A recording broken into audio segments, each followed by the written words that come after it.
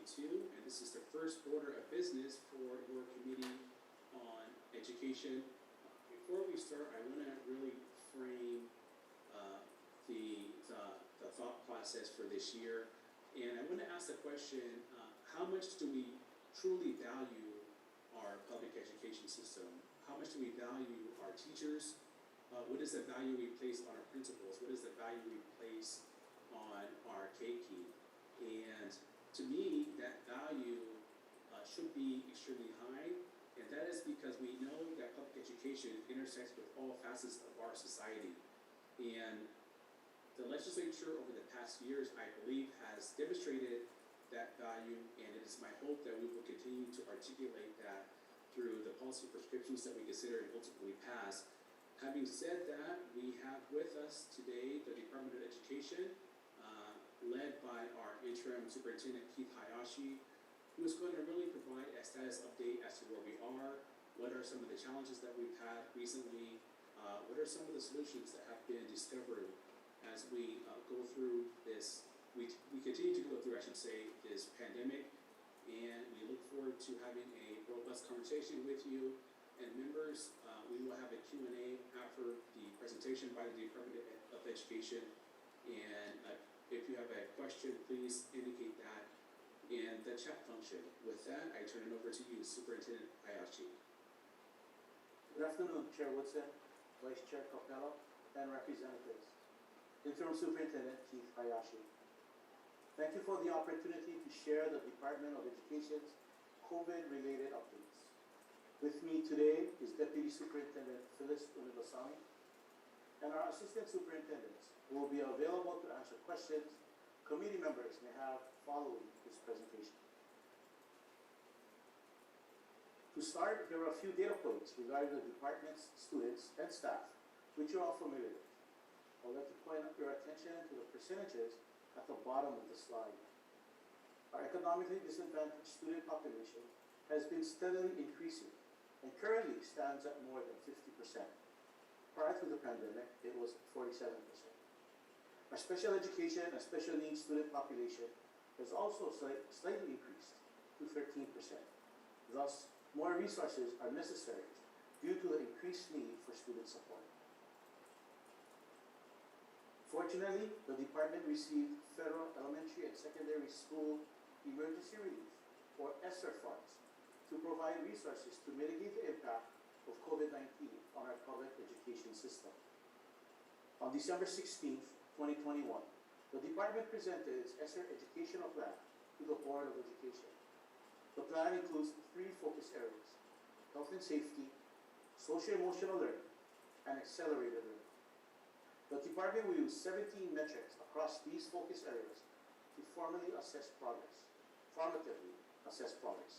A summarized definition and description of this metric can be found on our website. These metrics inform us on what is currently happening across our system and help to identify where supports are needed. From the data currently available, we know that student absenteeism and academic progress are areas of concern.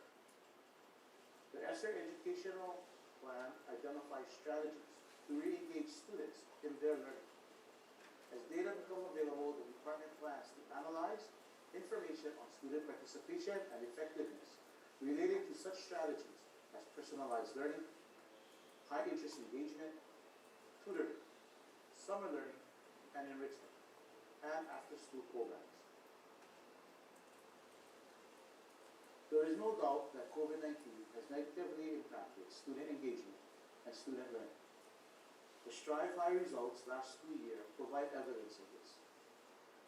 English language arts decreased by 4 percentage points, from 54% in 2019 to 50% in 2021.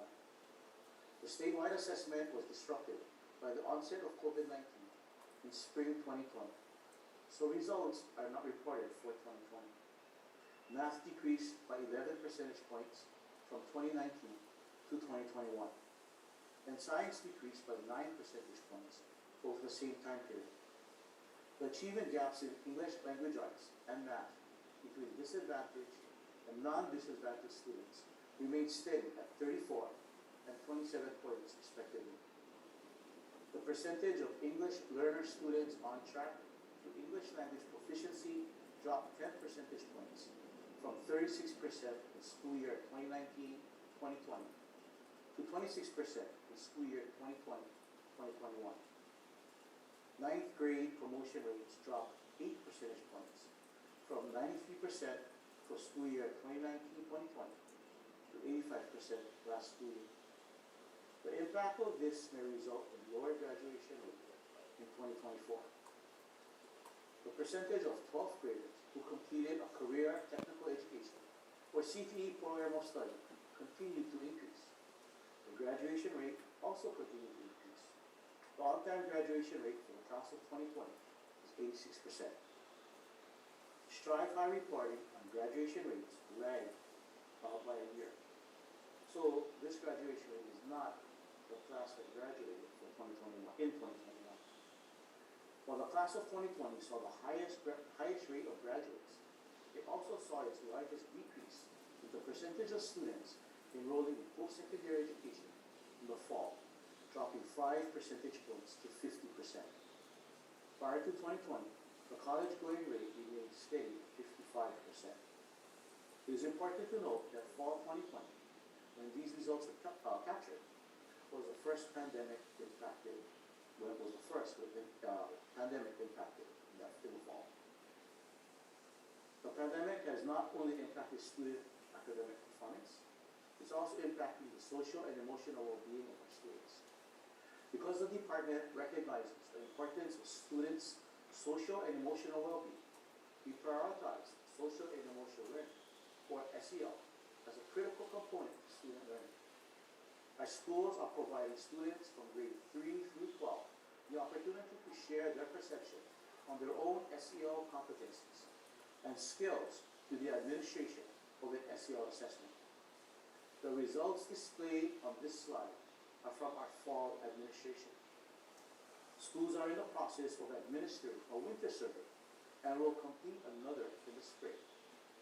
Compared to a national data set, our 3rd to 5th grade students fared well on the topic of sense of belonging, social awareness, growth mindset, and emotional regulation.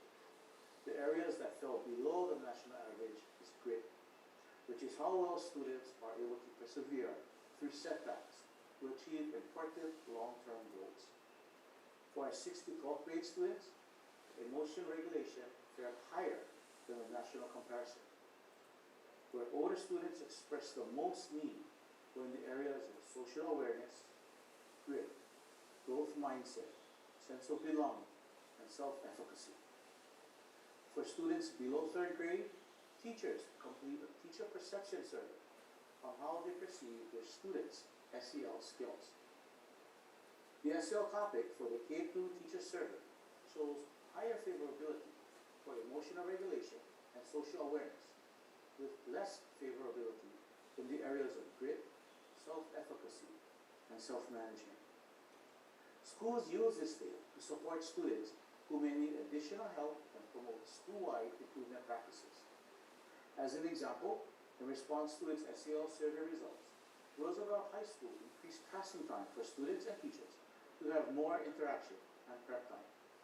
Elemano Elementary used its survey data to target school-wide SEL lessons. The department is providing professional development opportunities related to SEL and trauma-informed practices to cultivate a safe, supportive, and resilient school climate. To address the impact of learning loss, the department is focusing on accelerating learning. Accelerated learning provides students the opportunity to learn current grade level or subject matter, as opposed to remediation that focuses on making up this content. Accelerated learning focuses on utilizing and effective instructional strategies to advance learning.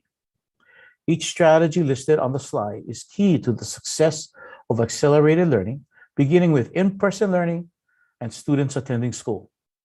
In-person learning allows teachers to more readily monitor student progress and well-being, and students to interact with their peers. It also provides teachers with the opportunity to build better relationships with their students, which, according to research, fosters student success. Universal academic and socio-emotional screeners are administered 3 times during the school year to identify current student needs that must be addressed to facilitate student success. Professional development opportunities provide educators with the resources and tools they need to help address learning loss in English language arts and math, as well as the array of student needs that have developed since the pandemic. The implementation of equitable and effective teaching and learning practices will have long-term impact on the professional capacity of the department and on student performance. Additional learning supports are provided to students by expanding the school day through the use of evidence-based strategies, such as tutoring, summer learning, enrichment, and out-of-school time programs. We continue to look at students holistically and design programs to meet their specific needs, recognizing that those needs can continuously change under these pandemic situations. Students who receive English language, special education, 504, homeless, and other support services continue to face challenges that are amplified by the pandemic, and we have adapted and support services provided to these students to ensure continuity of learning.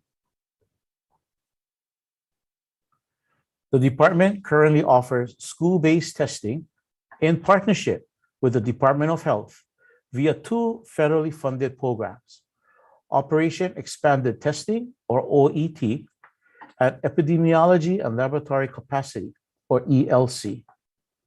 The OET site administers PCR tests through color.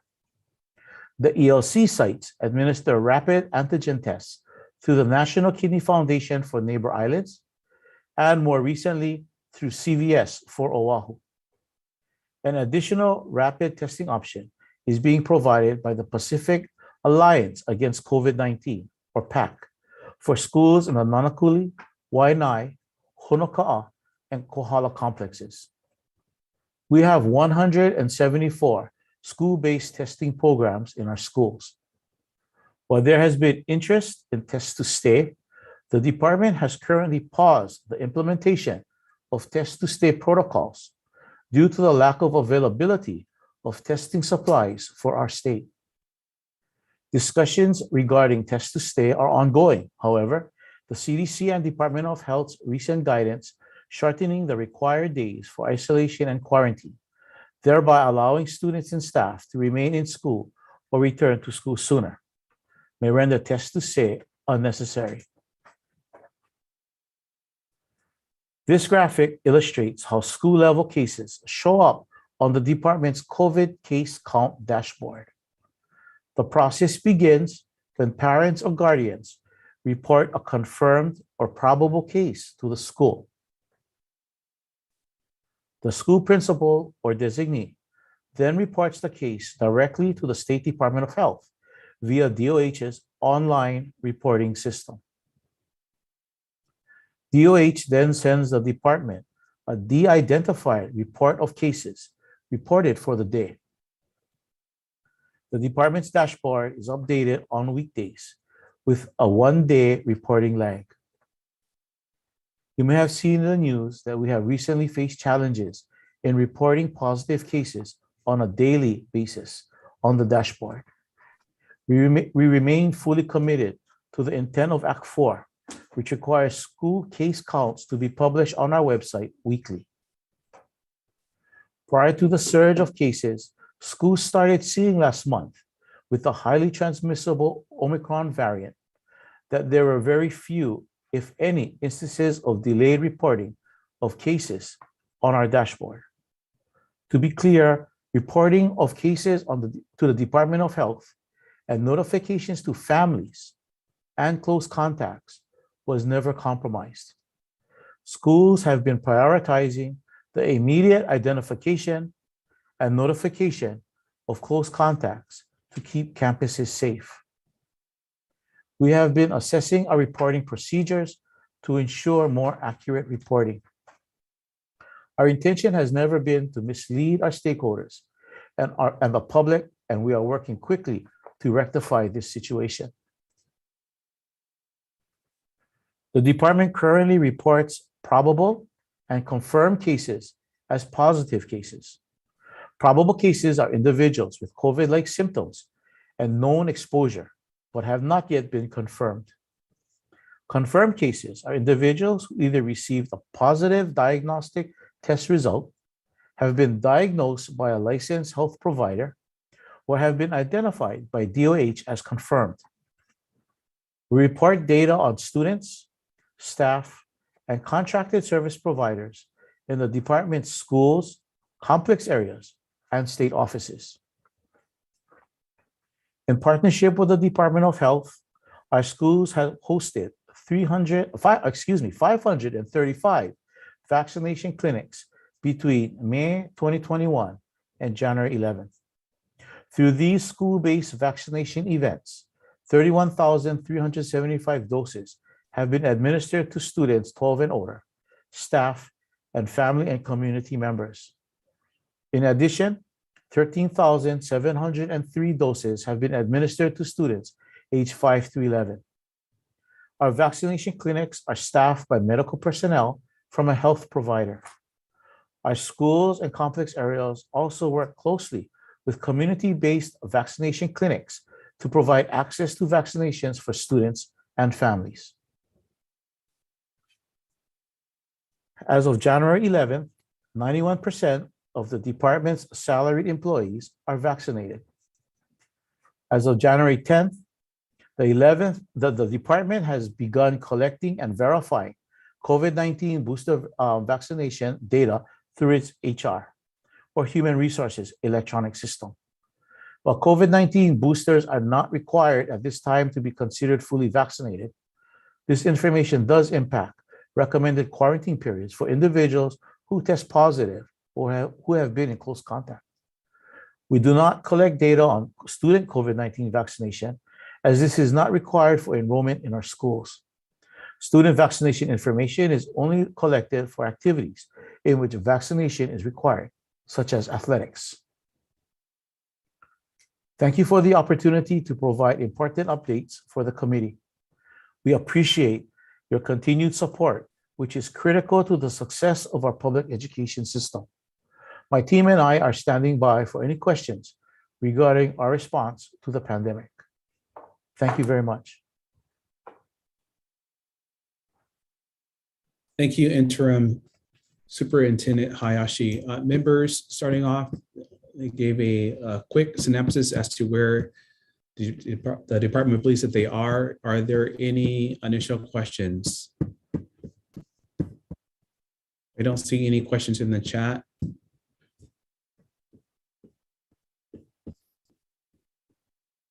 Okay, I will, Vice Chair Capella, go ahead. Thank you very much, Chair. Thank you very much, Interim Superintendent, for being here today. I have a question about the MOU. Over 2,000 teachers called out sick last Friday because of concerns about school safety or possible exposure to COVID. I know that in your presentation, you talk about accelerated learning, and the number one point that you make about accelerated learning is prioritizing in-person learning. There really isn't in-person learning if teachers can't be in the classroom. So I've asked this question before, and I've been told repeatedly that you are working on it or you're gonna work on it. So why haven't you signed an MOU about school safety with HSTA? It should have been signed a long time ago. I think the first time I asked was in August, at the beginning of the school year, and I asked you when we met a couple of months ago. I'm told that you have had many informal talks, or that there have been informal talks, but that the DOE still refuses to engage in a formal discussion about school safety and about the MOU. So we're basically at a crisis point now. And there's nearly 5,000 cases every single day of COVID. And today we have hit the over 6,000 mark. Can you say what is going on and what's going to be done?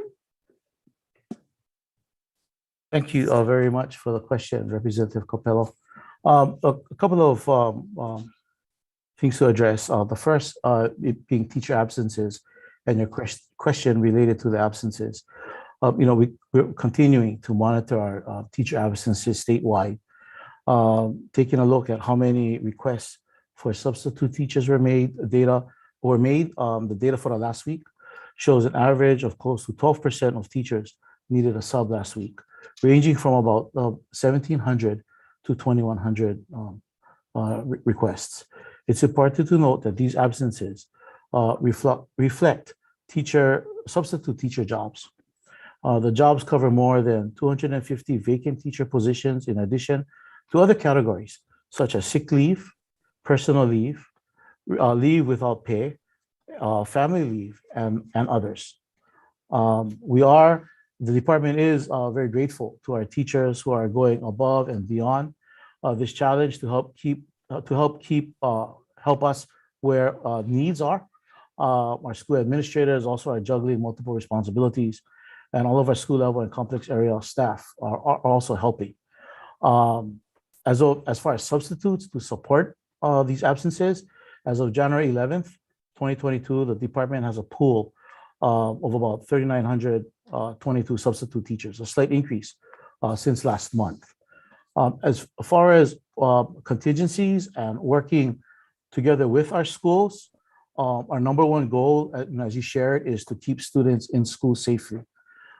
Every school has a contingency plan to respond to emergencies, including COVID impacts, and transition to an alternative learning model if and when it's needed. For closures or transitions to distance learning, initial decision, for individual classrooms, grade levels, or entire campuses, the initial decision of any situation is made by the principal and the complex area superintendent. The area superintendents work to provide any necessary supports to the complex area and to the district level. If there's a need to close or transition to distance learning for more than a day, that filters up to my level at the superintendent's office and with the deputy.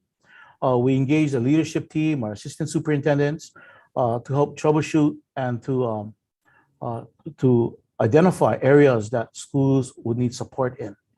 There is a no one-size-fits-all approach to the situations that arise that automatically determines or moves a school to distance learning. But there are three main things that we do consider in the discussions that we have together with our principals and with our area superintendents in order to run a school safely. The first is staffing. Are there enough trained and certified staff to safely run the school? This will look differently on every campus because each school community is so different. The second is looking at supervision of students in addition to the classrooms. Is there sufficient supervision for times like at recess or at lunch and so forth? And the third area that we look at is operations. Can schools provide for operational needs such as bus transportation, meal service, and running water and so forth? So there's many things that, depending on the school and that particular situation, that goes into determining whether a school would be able to transition one particular classroom or multiple classrooms, or if there is a need for a wider wider shift to distance learning. Since the return from winter break, 3 schools so far have had to temporarily transition to distance learning. One was Waianae Intermediate. It was effective for 1 day last week and resumed in-person learning last week, Tuesday. So it was between January 10, 11. Sunset Beach Elementary, it was effective for 3 days and it resumed in-person learning actually today. And Chiefess Kamakahele Middle School, starting today for 4 days. And so each situation is different. Each is unique. We don't treat each individual situation in a one-size-fits-all because of the priority that we have in person. And we are, prioritizing that in-person learning because as we learned when we needed to transition the system to full distance, we learned of the many impacts that it had on our students. And therefore, our firm commitment to keeping schools open in person as much as possible. And again, I want to thank the teachers, the administrators, the other school staff, custodians, office, EAs, and so forth at the school level. Also want to thank our complex area teams who have also helped to provide support, and our state office, who also stand by and stand ready to support if needed.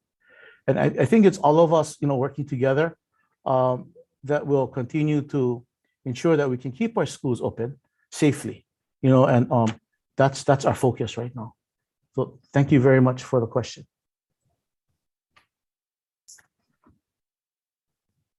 Okay. Thank you. Vice Chair, do you have another question? I did, Chair, if you don't mind, a follow-up to this last question, especially since Interim Superintendent brought up transportation. My inbox is full of emails and calls from parents especially because many of them have recently informed me that bus transportation on the west side of Hawaii Island from basically every single school, Konoaina, Holualoa, all three Kealakehe schools, Konoaina Elementary, have been canceled. So all bus transportation on the west side of Hawaii Island has been canceled for today, possibly all the way through next week.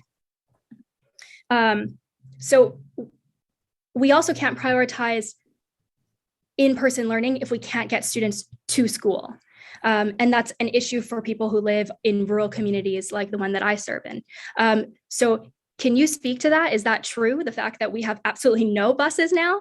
And I know that there's a bus driver shortage, just like there's a teacher shortage. But I am really concerned for parents and for students that will be held accountable for their own academic achievement and attendance, because I know that that was another thing you talked about is chronic absenteeism, when they can't get their students to school because of basic transportation services. So with the case count skyrocketing basically through the DOE, cases being underreported in schools, and thousands of teachers calling out sick, and kids not being able to get to the classroom, because of transportation shortages, don't you think it's time that we maybe follow the lead of some other schools across the country and return to possible distance learning, at least until things normalize? Thank you. Thank you for the question, Representative Capello. As I shared, we are very much so committed to in-person learning, and we recognize the challenges that we're experiencing with transportation. And as you shared, challenges that nationwide school districts are experiencing across the United States, specifically related to bus transportation. Our Office of Facilities Operation Transportation Section under Randy Tanaka, Assistant Superintendent Randy Tanaka, has been working very hard in working to address that issue with a number of creative solutions. And but I know we have Assistant Superintendent Tanaka on the line, so I will ask him to share some of what we've done in the department to help support students with transportation issues. Yes, Tanaka. Hello, Vice Chair Capella, Chair Woodson. Thank you for the time today. I think we're all frustrated by the situation, and what we're experiencing is obviously the result of the impact of the pandemic. Just last week, we lost another 8 drivers in the sense that they're out sick. We're trying to get them back to service, 4 on the Kona side and 4 on the Hilo side. It's not an equipment shortage, it is a driver shortage. When we started the school year, this was a nationwide challenge. For us, we would have 650 buses rolling statewide a day.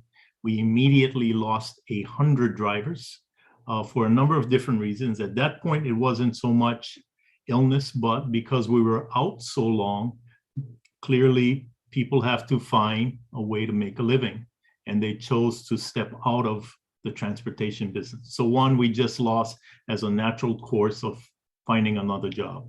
When the pandemic became more vitriol and more aggressive, we lost more people and they went out sick. We've worked with our transportation provider, whether it be Roberts or Yosepa. We even looked at county municipal transportation to put students on the bus. We've also looked at the rent-a-car companies that sublet vans for a shuttle system. And there were limitations due to some form of liability with the drivers and qualifying drivers. We have looked at schools even purchasing smaller vans, 15-passenger vans, that do not require the licensure requirements, CDL and things of that nature under 15 to provide a shuttle. We're also looking at changing what is called bell schedules so we can provide more shuttles. So all of these are in the queue, and we continue to struggle with it. And I can appreciate the challenges for the parents, and they have been extraordinarily helpful in trying to carpool and things of that nature. We're going to go through this for a little while longer, and as you noted, the rage on the COVID is challenging in and of itself, but we continue to work and persevere against shoring that up, finding other alternatives. We are taking a hard look at this bell schedule. We think that will help, but that requires consultation with the union, consultation with school schedules. One of the issues was, okay, let's say it's 3 kids in a family. The elementary kid goes home sooner. Typically, the older child, maybe in middle school or high school, is the caregiver for that child. And when we separate that, then we've got some timing issues. The younger child will get home sooner. Somebody has to be there to watch it. So all of those things we are in the queue, and we continue to try to work that. And I appreciate the question, but hang in there with us. We're trying to get more kids transported. Thank you. Thank you very much, AS Tanaka. I really appreciate your creative problem solving to help this issue. I do worry about the students who are being basically penalized and persecuted for not being at school, not being able to attend when it's really our responsibility to get them there. So I look forward to this issue being resolved. Thank you. Thank you, Vice Chair. Next, we have Representative Hashimoto. He has an inquiry. Hi, Superintendent. Thanks for being here. And I think I really appreciate your team for being responsive. I think I had some very specific questions that they answered fairly quickly. I think I want to focus at this juncture on more general concepts with yourself in terms of, does the amount of absences of teachers, is that concerning to you? Do you feel that we're at a peak, or do you feel that we are going to experience more absences from teachers coming up? Thank you, Representative Hashimoto, for the question. I'm really not sure on I'm not able to speak to whether tomorrow, we'll have more absences or not.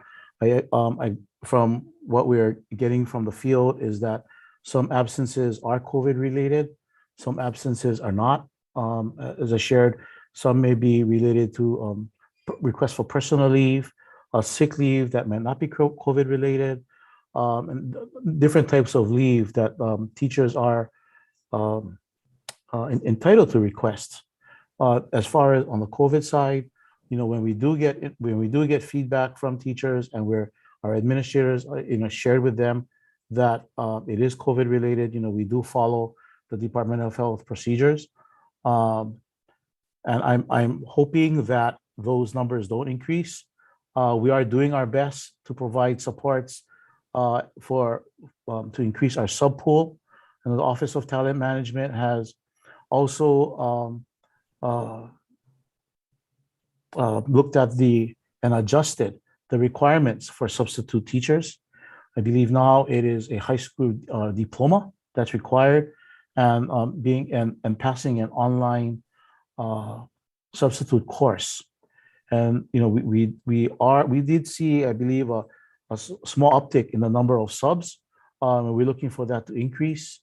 I have met with a couple of parent organizations that are also interested in substituting, and some of them have submitted their membership, have submitted substitute applications. Right. You know, and so, yeah, we're doing all we can to support that in-person learning. You know, as I shared, going to a full distance program, you know, and what we saw in the past and the impacts that it had on our students. Right. You know, those are all, you know, the reasons why we want to keep students No, in. I totally get that. Yeah. Do you feel that the communications with teachers have been clear, or are you trying to kind of work on that aspect in terms of the important information getting down to the school level? Are you satisfied with that level of communication at this juncture? Can you maybe speak to communication in In terms of what the latest COVID protocols are, the testing protocols, what are they supposed to do in terms of feeling safe in the classroom? Do you feel that your administrators are communicating this effectively to everyone? Because I think in my mind, part of it is, yes, you know, I think teachers want to keep the schools open, but I feel like when I talk to various teachers, a lot of them are saying is that they're not getting the correct communication from the department in terms of what are the protocols, how do they feel safe, what they should be doing, when can they test. And so I think that's probably, and some of them essentially said, I'm fed up, I'm going to just take sick leave because I have so much sick leave. I'm just too afraid because there's not some type of assurance from their principal probably at this juncture that, or an acknowledgement even that we are in this raging pandemic. So I'm just wondering, does that concern you, or are you satisfied with the level of communication that you're seeing at this juncture? We have, based on the Department of Health, as we received revised guidance from DOH that they received from the CDC. You know, we've updated our guidance and information. We've met with all principals. We had a meeting with them together with the leadership team to be sure that communication out to the field was timely and that it was consistent, you know, to our principals. We did also send the revised guidance for quarantining and isolation out to all members of all DOE employees through a mass email blast. When did that occur, Superintendent? Oh, that was, I believe it was I can get you the exact date, Representative Hashimoto. Okay. Did that happen? Because the last week when I talked to your AS for human resources, that they said it was still with you. And that really concerned me because I think there was mass confusion over quarantine leave and teachers didn't know when they would qualify for quarantine leave. And so that to me had to have gone out already. And if it hasn't, that needs to get out because I've been receiving calls to say, hey, I qualify for quarantine leave, but they're not granting it to me. Why is that the case? And they even sent me the document of what it takes to qualify for quarantine leave. And I read it myself and I said, no, you qualify. And then they're saying, no, you need a doctor's note. So if that hasn't gone out, that really needs to have been sent out ASAP. The memo that we sent out to teachers and to all employees related to the most updated COVID quarantining and isolation, I believe was on January 10th, between January 10th and January 11th, one of those days, because we did have the webinar with all of our administrators on the 10th. And if I'm not mistaken, either that day or the day after is when we sent it out to the field related to that. So I will definitely, if you're hearing that individuals don't know about it, I will make sure that, you know, we share it with our leadership and send that back down to the school level again for them to discuss with their faculty and staff. But I just wanted, I'm just sharing the communication that we did do. We definitely will, if you're hearing that that's not clear to them, we'll definitely do it again. But I guess in general, Superintendent, what is your feeling of communication? Do you feel that more needs to be done? Because my perception that I'm getting, and I think at a certain point, perception becomes reality, is that people are in the dark. And if you can't acknowledge that that's an area that needs to be improved, I think I'm scared that your number is still going to continue going up, right, of teacher absences, because I think at a certain point, you need to give the people in the field some type of reassurance that we have this under control. We will get you testing. And I think one of the things that I spoke to one of your ASs about is that at the school, they have weekly testing. Yes, they sign up. I just looked at your testing programs. and they were testing everyone at the school, but the teachers were denied the testing. And the teachers, to me, is your core. The teachers need to feel safe at the school. And yes, you said you were going to test the students, but it's the teachers that felt like they needed to be tested. And I was talking to a vaccinated person who has 2 young kids at home, and they were denied testing because they said they didn't have enough tests. So if the teachers aren't feeling safe, perception becomes reality. So I'm just wondering, Superintendent, if you feel that that type of perception needs to be corrected a little bit. Thank you very much for the question. We are sending out weekly newsletters. I think the most recent one went out last week. Getting the information out to the field, most current that as we're getting it, we're sharing with the field. And if there are individuals that aren't getting the communication, definitely we'll reassess.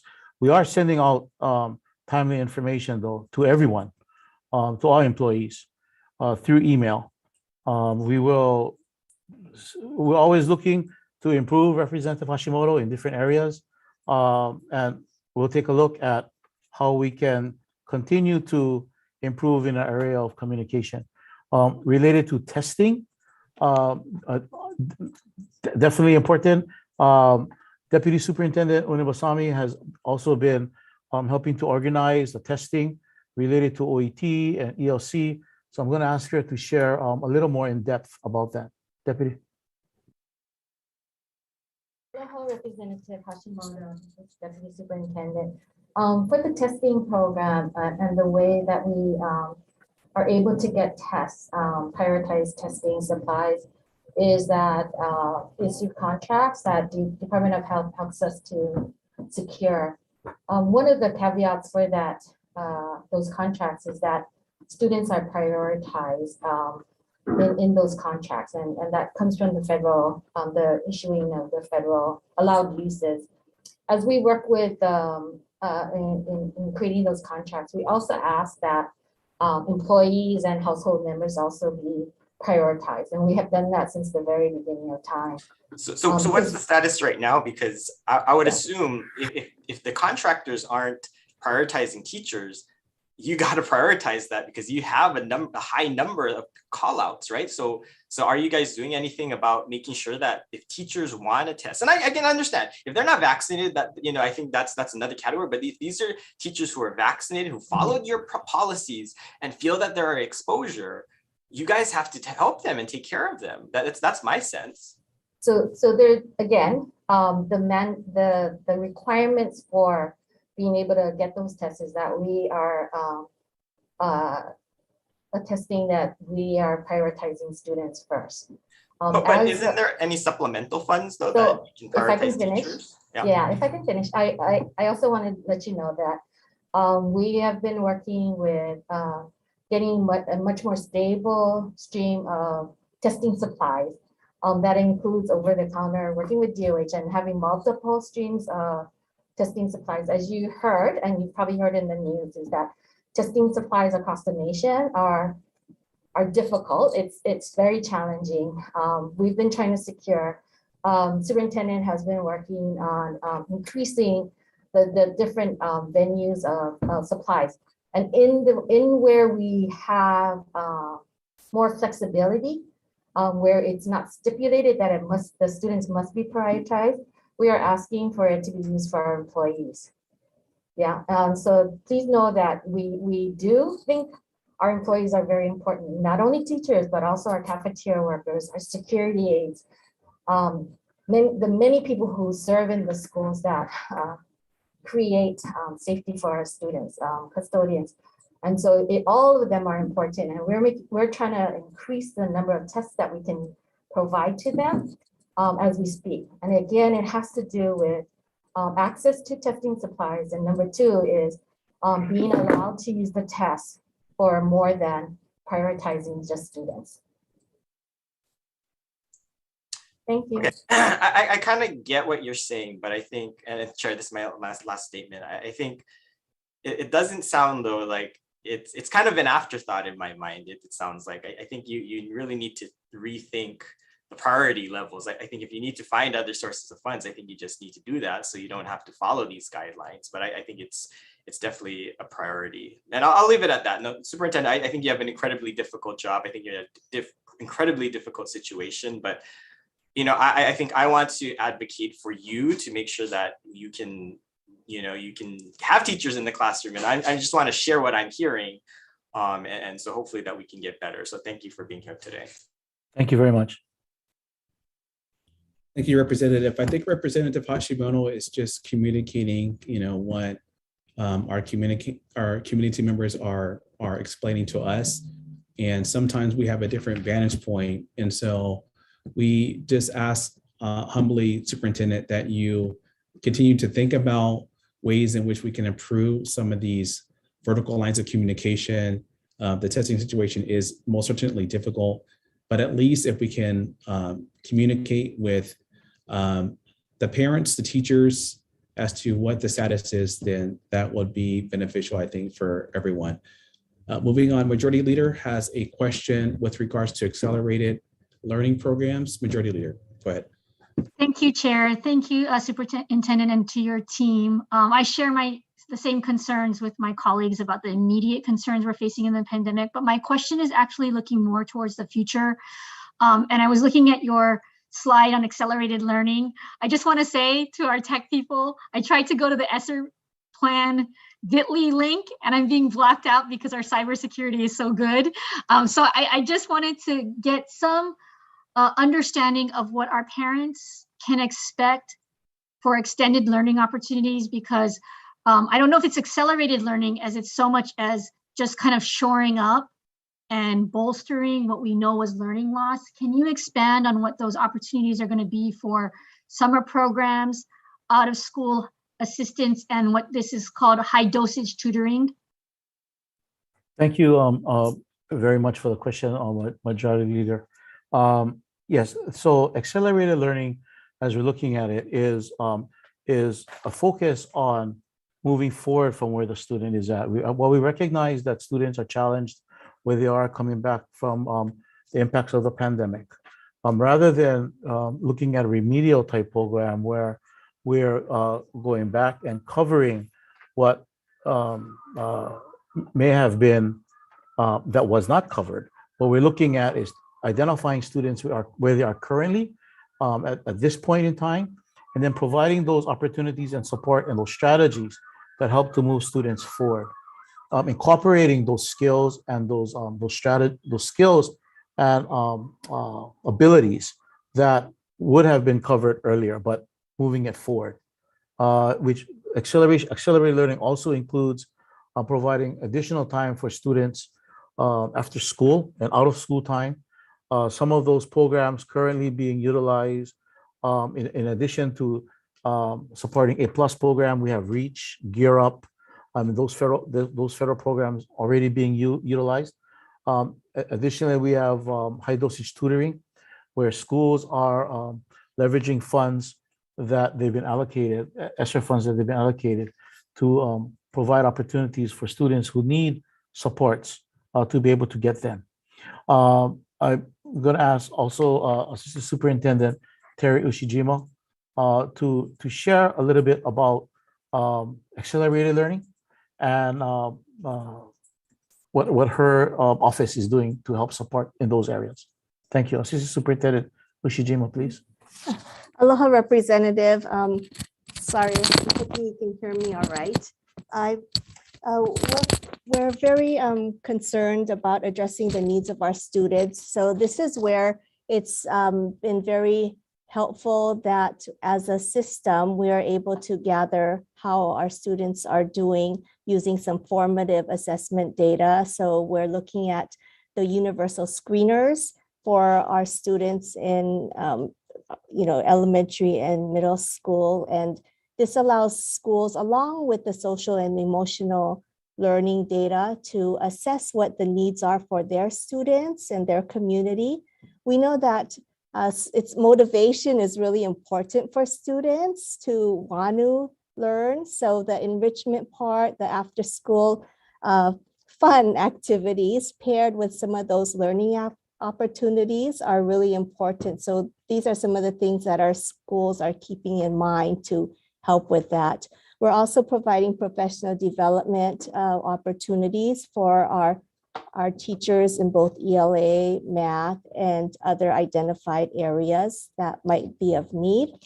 And it's going to be a constant process of looking at the progress of our students. And it's helping that we are going to have these data points 3 times this year for both the social emotional learning as well as the academic learning. So thank you. Chair, if I could have a quick follow-up. Go ahead. Thank you.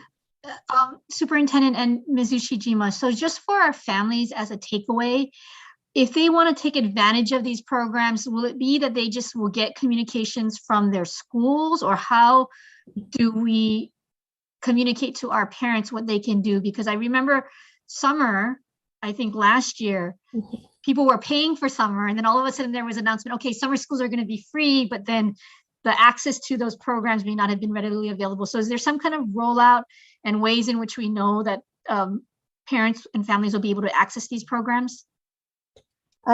Yes, we're in the process of now gathering feedback and input from parents. Schools have a survey that they're able to utilize or use their own so that they can kind of gauge the need in their area.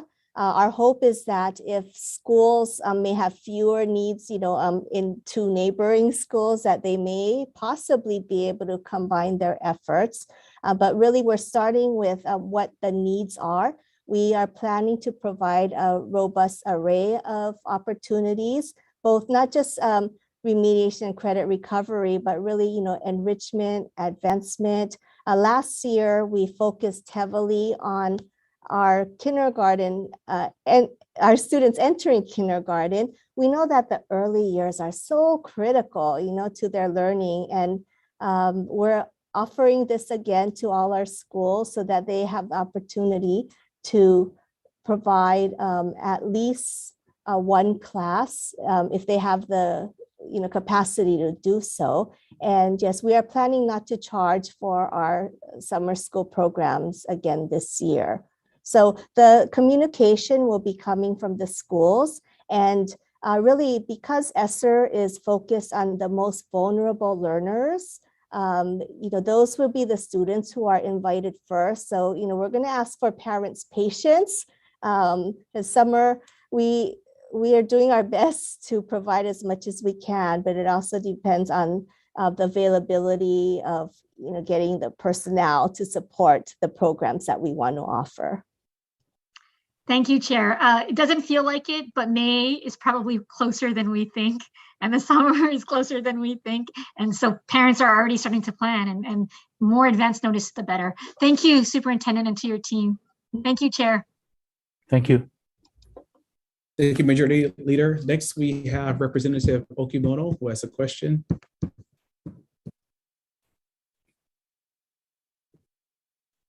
Rep, you're on mute still. Thank you, Chair. And thank you, Superintendent Hayashi.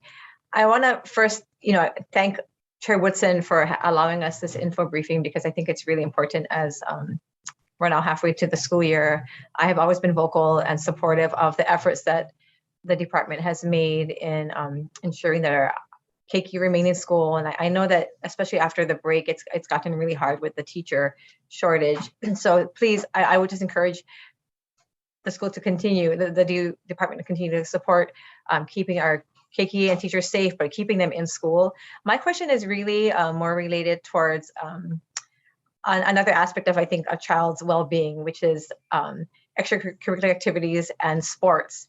So I know that, right now we have the guidelines that no outdoor sports or no sports can have spectators. And I kind of understand that for the indoor sports, but I would like to know what the department's plans are for the outdoor sports. We, even with the virus out, we allow things. I mean, I think the department has the mandates for the students to either be vaccinated or require testing every week or so. I'm not sure if it's week or bi-weekly, but even spectators, I believe, would have to follow those guidelines, or I think actually they have to be vaccinated.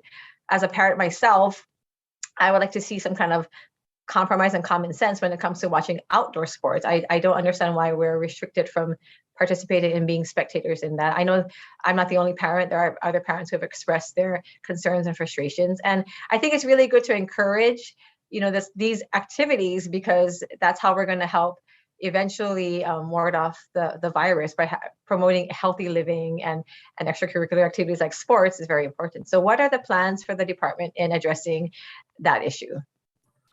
Thank you very much for the question, Representative Okimoto. Currently, in working with the leagues, each of the athletic leagues, the leagues would be determining the competitive athletics. The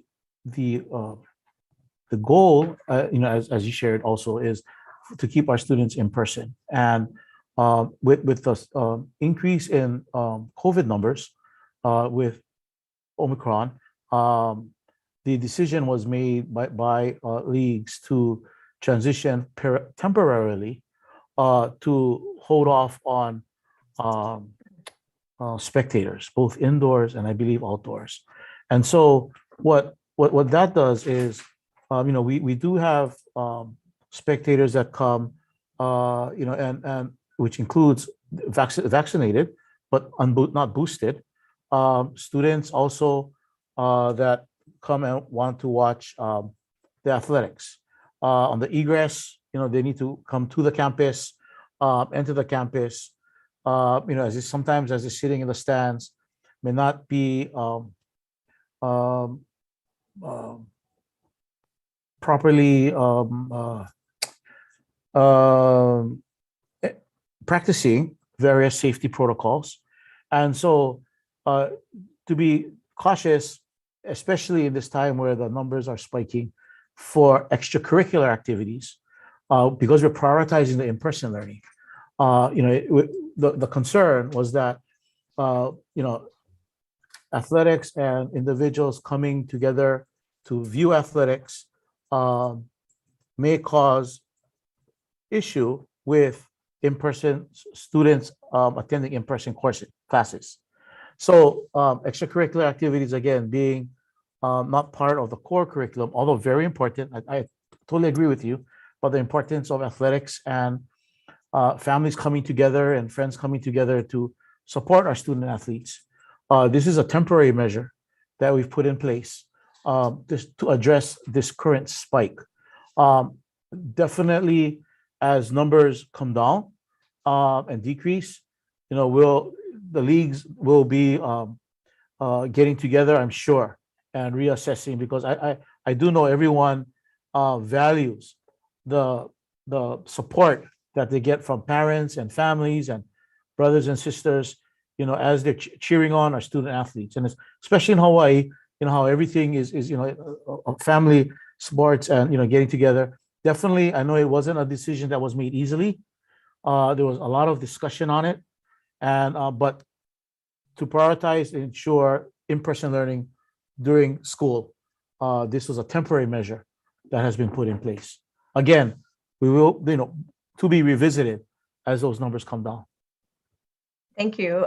Really quick, Chair, if it's okay. I want to thank you again, because I've spoken with you. I'm a huge advocate of keeping the keiki in the classroom. So thank you for doing that. Do you have measurables that when you said they're looking at it's temporary, what kinds of measurables are you guys looking at to follow in when these things would be adjusted or dropped or? I'm thinking, we'll be working together with the leagues and having discussions with them on it. We have not, again, put a definite number on it because if there's a number, and we hit that, and then, if there's inconsistencies in the data and the number of cases, we want to ensure that, we do have the flexibility to be able to address those different issues that might come up. So definitely, though, as soon as we feel that together with the leagues that it's important that we can address and open athletics safely for spectators, we will do so. Okay, thank you. Thank you, Chair. Thank you. Thank you, Minority Leader. Next, we have Vice Chair Capella, the follow-up question. Thank you very much, Chair. Interim Superintendent, I have another question about the budget. The governor's budget restores a number of cuts that were made to the department during the pandemic. Will that free up any of the ESSER funds that the DOE was previously planning to use to plug some of these budget shortfalls and holes? If so, are you going to relocate that money, since you may no longer need it to fix some of those budget shortfalls with federal funds? And then relatedly, how much money does the state need to spend on public education to meet the MOE for the next fiscal year? Does this budget accomplish that? Thank you very much for the question, Representative Capella. Most definitely, as funds become available, they definitely will be able to shore up those shortfalls for the department, and that would free up our federal ESSER funds for our schools. We're very grateful for any support that we get to be able to do that, as we support our teachers in the classroom and our students in education as a whole. Assistant Superintendent Brian Hallett, out of the Office of Fiscal Services. I'm going to ask A.S. Hallett to share a little bit more in depth on the details related to your question. A.S. Hallett. Hi, good afternoon. Good afternoon. Thank you, Superintendent.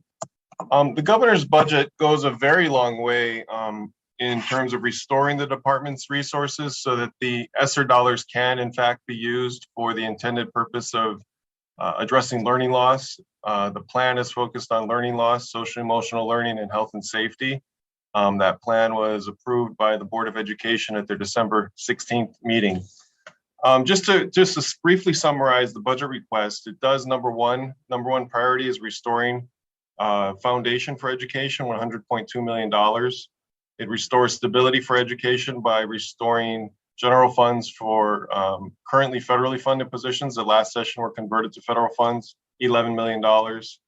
It provides $52 million for a variety of shortfalls, our third area of priority.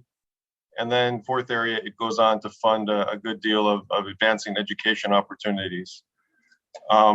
So you're absolutely right that the governor's budget goes a long way towards allowing the department to focus the ESSER funds on learning loss.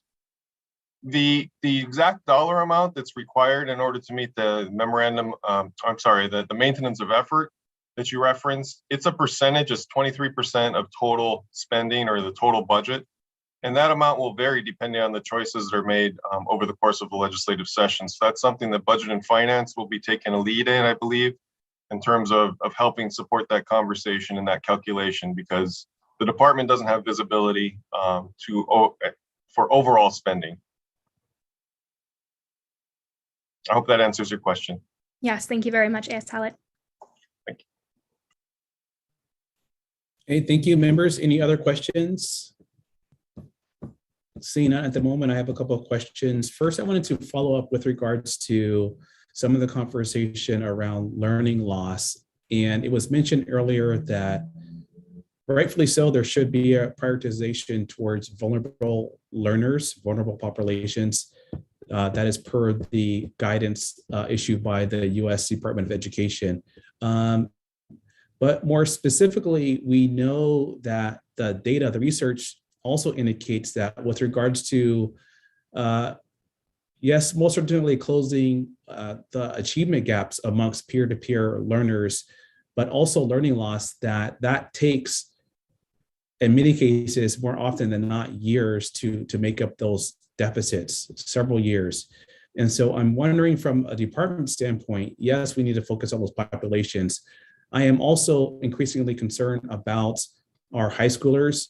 And I'm wondering if there's any differentiation between how the department or even schools are distinguishing, focusing in on helping out our high school students compared to those that are potentially like in primary levels of education, because they have a shorter period of time to make up those losses. Thank you for the question, Chair. Our high schools definitely are looking at number of ways to help support our students with learning loss. A number of our high schools are participating in problem-based learning type of activities and strategies where we're able to bring together different content area in identifying problems that student-generated problems that are able to integrate, for example, English, math, social studies, and science. And it's through making those connections that we continue to build a relevant curriculum and bring relevancy to learning, which also helps to support accelerating students' learning. PBL is one strategy that many schools are utilizing, and not only in high schools, but across all schools. Helping to make learning relevant and connecting the high school experience to real-world opportunities is another strategy that schools are using, which may include making deliberate connections in the area of career and technical education, and supporting students through CTE pathways, or through academies, or even through international baccalaureate type of supports and programming. So there are a number of ways that schools are working to support our students in high school. They're also looking at different assessments and formative assessments that schools implement at their individual schools to identify supports for students in moving forward. When we look at social emotional learning, our students also in high school are involved in the SEL assessments. And it's through those assessments that schools are able to identify for all of our students, including our vulnerable students, various challenges that students may be experiencing. I had shared the example at Roosevelt High School where they adjusted passing time and bell schedule to be able to have students talk with each other more and having those opportunities. So, there are different strategies that schools are using, schools also at the high school level, there's opportunity for our secondary principals to get together. It's what we call it the secondary forum. And in the secondary forum, middle school and high school principals get together and share strategies. And those articulation times are coordinated through the Leadership Institute out of our Office of Talent Management. And so we try to provide as many opportunities as possible for our school leaders to connect, both across the state as well as within complexes, to look at ways to help support our students. We have also Assistant Superintendent Terry Ushijima, also from the Student Office of Curriculum and Instructional Design, that can also share a little bit more about different strategies that are being used at the secondary schools. So thank you, Representative Woodson, for asking that question. One of the areas as we look at these out of school times and the summer is to kind of look at those key transition periods. I mentioned the kindergarten transition as one of the ways, but really looking not just at elementary to middle, but also middle to high school. We know that that transition to 9th grade is such a key year. And so the schools, by having the counselors and the advisors really kind of having that personal, that significant adult on campus to kind of have that conversation around looking at what the different students' needs are so that they could be addressed.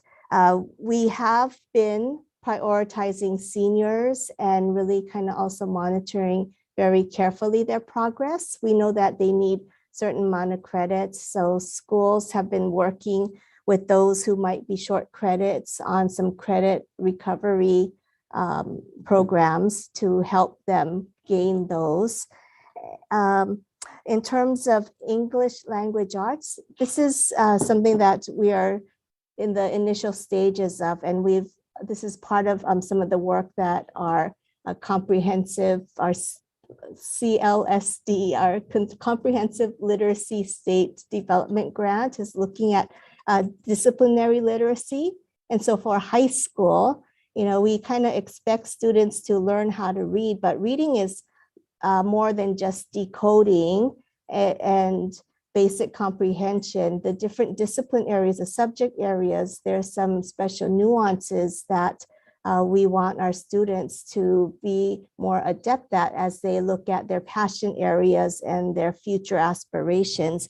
And also, we're really in initial conversations around looking at redesigning some of our math pathway courses. So traditionally, we have a calculus pathway, and that's really geared towards more the engineering and physical science, which is an important pathway. In addition to that, we know that there's other possible areas. Oregon has kind of been taking the lead, and we've been kind of inspired by their work. But another possible pathway is statistics. So this would support those going into the fields of social sciences, including data science, and also applied mathematics, where we are looking at possible courses such as financial algebra and construction geometry. So this is in line with what Superintendent Hayashi mentioned about relevance and looking at student motivation and supporting those students at their key transition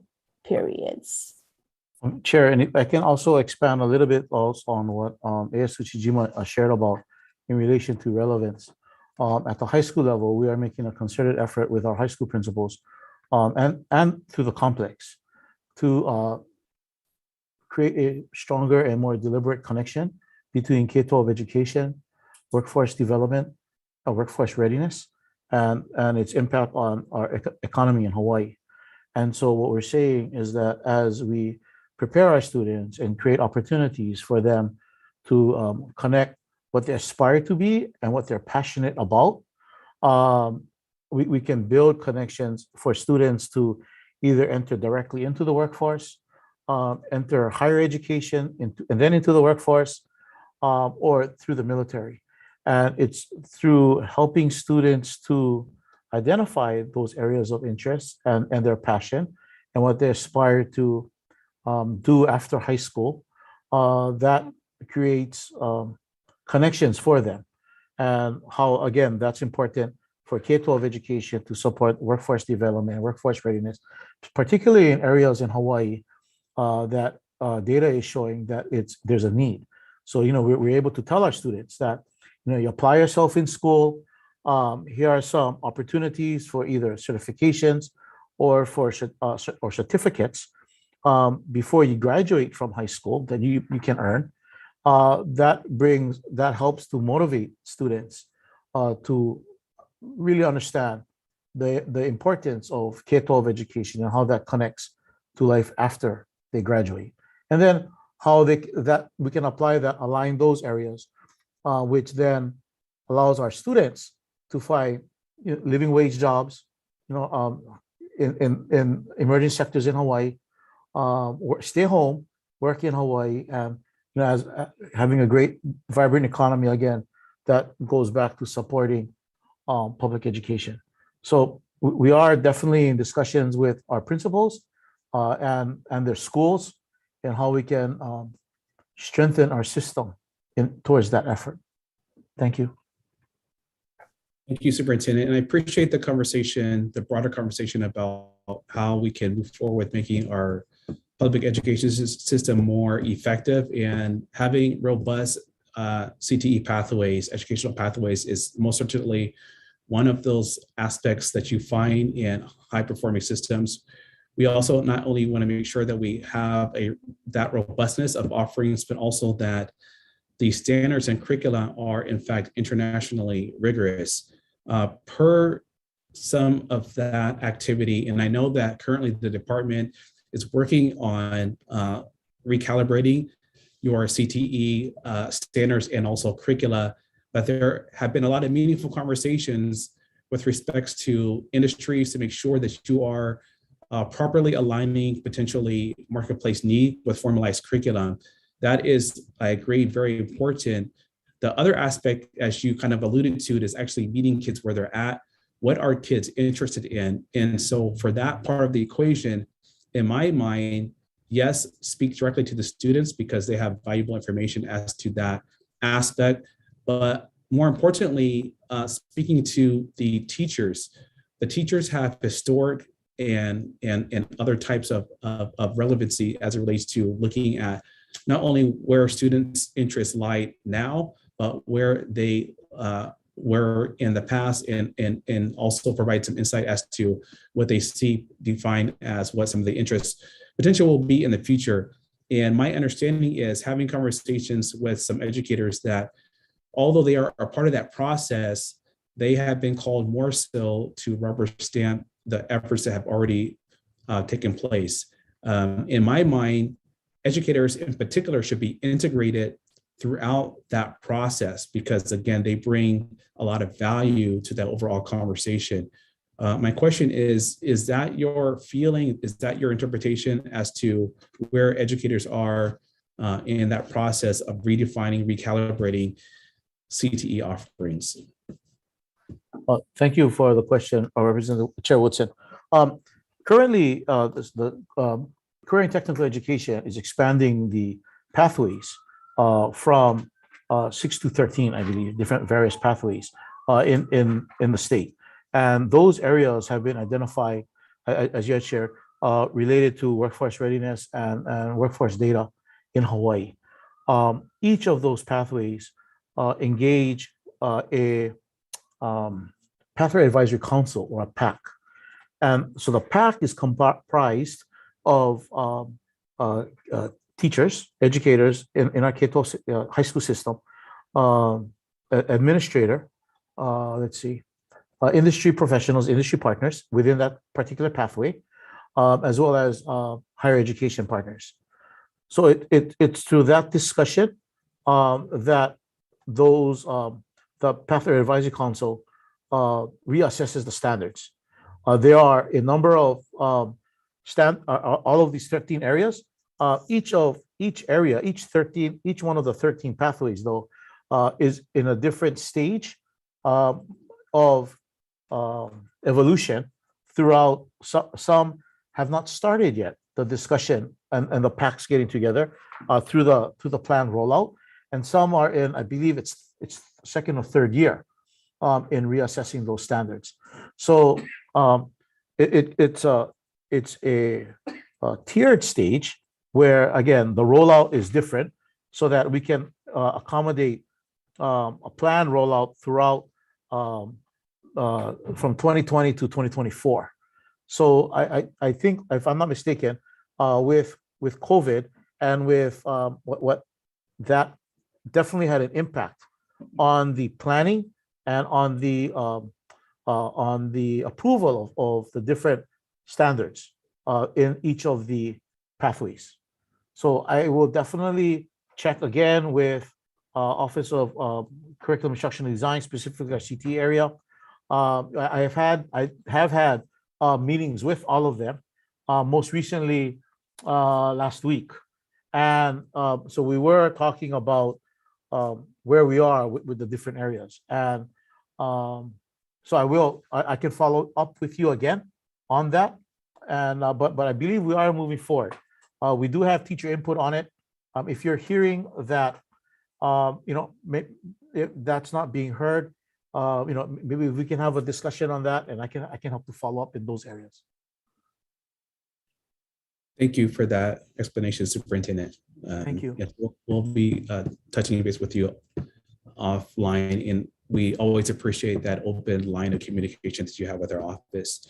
Switching gear a little bit, I don't know if anyone from OTM is on the call, but maybe Deputy Superintendent or yourself can answer this question with regards to the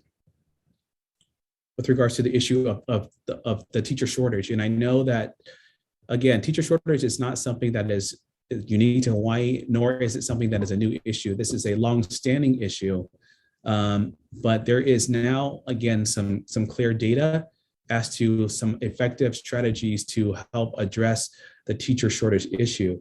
And I'm wondering if there's anyone, again, specifically from OTM, because I think that's where this question would be housed. If there's anyone that can for the edification of the public, go over some of the data or some of the findings as to how effective some of the differential pay has been for some of those harder to staff areas, like traditionally hard to fill, Hawaiian immersion, Hawaiian language, special education, if they can share what the data has told us about the effectiveness of those efforts in the past, in the recent past, I should say. Thank you very much, Chair. I believe our efforts related to differentials definitely has shown some positive areas, but I will standing by also is Personnel Director Carrie Tom. Mr. Tom, can you perhaps provide additional detail for Chair Woodson, please? Thank you. Good afternoon. My name is Carrie Tom. I'm the Personnel Director for the Office of Talent Management in the Personnel Management Branch. I'm speaking for Interim Assistant Superintendent Sean Bacon.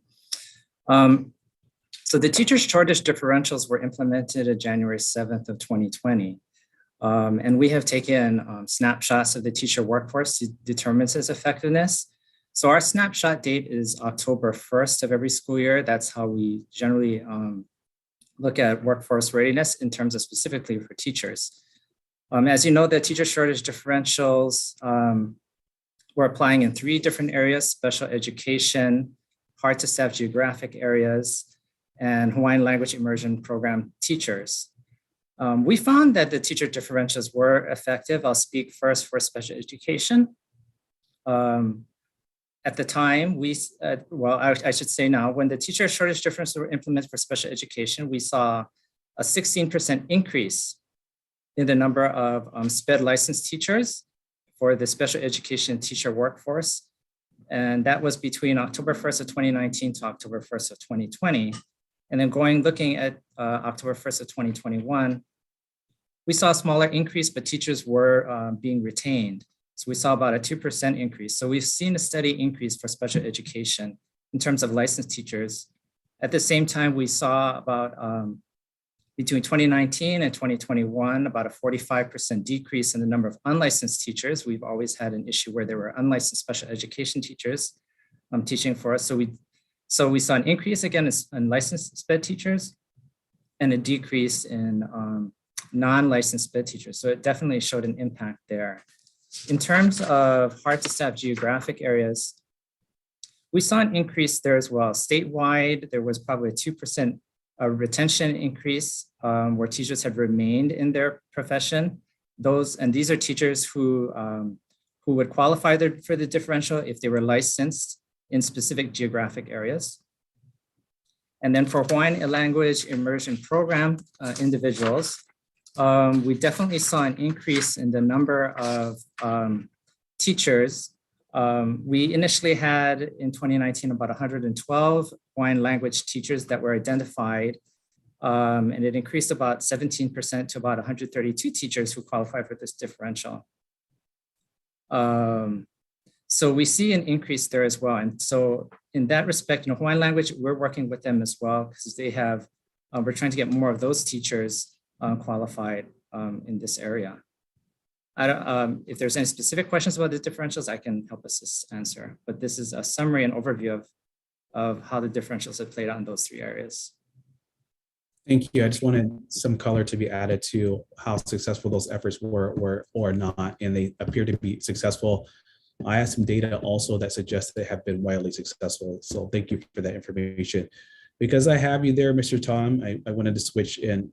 This is a question for either yourself or it might be for CFO Hallett, but my understanding is that there is a budgetary request for induction and mentor coaches, specifically for special education.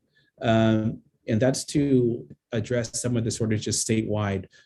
But what is a larger number of induction and or mentor coaches that you have systematically for the Department of Education, if you have that number? I currently don't have that number, but I can get that number for you. Okay, I just wanted to know what the increase was over the total amount of mentors that you guys have within the system and if that was sufficient, because again, staying on this topic, we want to make sure that once educators come into the system, that we are able to retain them. And we know that coaching and mentoring is also an important aspect of that as well. So if you can get back to me on that. Certainly will. And lastly, I want to switch gears yet again and talk about the issue which wasn't really covered in this briefing. There was no request for it to be covered, but I want to quickly talk about the issue of compression. And again, it relates to compensation. For those of you who are not aware, compression simply just means a realignment, a readjustment for teachers' compensation based upon actual years of service. And so theoretically, if you were to pay teachers based upon their years of service, their compensations across the board would look much differently. But what I think even deeper about that challenge, one, I want to ask the question of, should we be thinking about compression not only for teachers, but also administrators? Is that also an issue? Are the pay structures similar or are they very different? And two, we know that there are also some mechanisms that we have available to us to create opportunities for automatic pay increases, year over year annual increases, for that to happen automatically. And so in my mind, it makes sense that minimally we do something about having automatic pay increases year over year so that educators and administrators have a better understanding of, if they stay in the profession X amount of years, that this is the minimal amount of compensation that they will receive. And I think that would be helpful because we're hearing, the research shows us, specific to Hawaii and across the nation, that educators believe, and rightfully so, that they are not compensated what they should be. And so to start that discussion, to put value, action behind that value that we know that educators give us and administrators give us, what are your thoughts about moving forward with paying teachers, automatically increasing educators' pay automatically year over year? And I know that partially it's a bargaining issue. We're aware of that, but I'm saying that, let's just say that it is not a bargaining issue and it's something that we can do through legislation. Would you think that would be a good idea in terms of not only bringing more teachers and administrators into the profession, but also retaining those teachers? Well, thank you very much, Chair, for that question. You know, I definitely support paying our educators and all of our DOE staff, you know, very competitive wages. You know, they are all working so very tirelessly to support the in-person learning, you know, and overall their support for our public education system. You know, so I look forward to reviewing any proposal that's proposed by the legislature, you know, to address teacher and our employee staff pay, and in moving forward with this discussion. Okay, thank you for that. Members, any other questions? Seeing that, I just have a final question. Superintendent, we know that you are actually in that position on a temporary basis. You are an interim superintendent. Can you please talk about how that negatively impacts operations? There are certain powers and authorities that you do not have to your disposal because you are there on a temporary basis. Again, we know that that is not your decision, but would like to know from your perspective how that has negatively impacted you. Thank you very much, Chair, for the question. I am currently in an interim position, and you know, as such, doing you know, the best that I can in the situation. You know, I'm very fortunate to be supported by a wonderful leadership team, you know, assistant superintendents, deputy, our complex area superintendents and their staff, as well as at the complex area and school level. I think one of the greatest things for me, having sat in this, been afforded the opportunity in this position for the last semester, has been not only working with everyone, but getting into the schools and seeing firsthand the hard work that everyone is doing to support our students. And not only talking with students, and not only talking with our administrators and teachers and support staff at the school level, but being able to talk with students, and hearing their voice about the importance of them being back in school and how they're so excited about learning and being together with their teachers and their friends and their peers, and so that definitely has been a high point in our commitment to supporting students and being in person.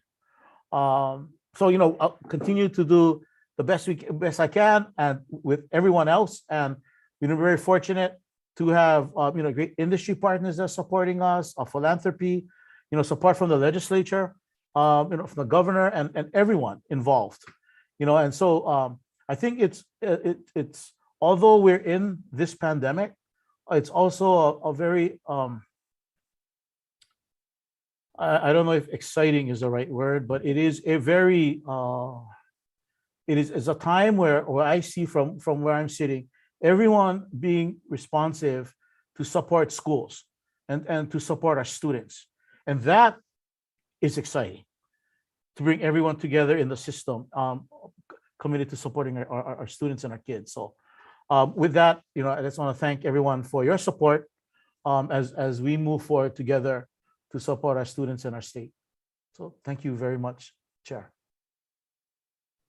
Thank you, Superintendent. Indeed, there is a renewed interest on public education in Hawaii and across the country, and that I concur is a positive thing. Seeing no other questions, that is all we have for today. I want to thank the Department of Education for the opportunity to speak with you, to have a discussion, and talking about ways in which we can move forward together. And so I believe this conversation was fruitful. Thank you, committee members, for your questions.